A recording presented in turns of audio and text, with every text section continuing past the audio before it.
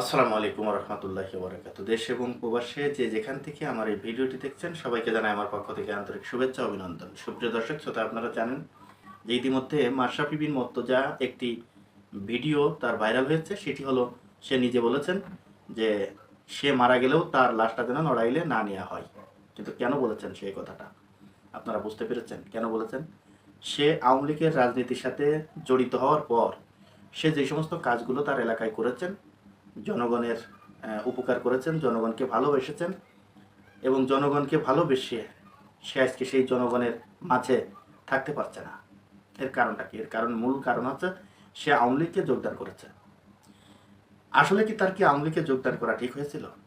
মোটেও না, ঠিক হয় নাই। যতটুক তার জনপ্রিয়তা ছিল সারা বাংলাদেশের প্রতিটা মানুষের হৃদয়ে, অন্তরে তিনি লুকিয়েছিল। প্রত্যেকটা মানুষ ভালোবাসতো, দল মত নির্বিশেষে তাকে ভালোবাসতো।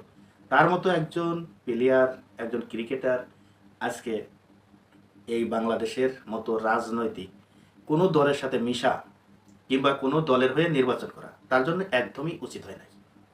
তাই আজকে একটি দলের হয়ে নির্বাচন করার কারণে আজকে সেই ব্যক্তি তার এলাকায় ঢুকতে পারছে না, যেতে পারছে না।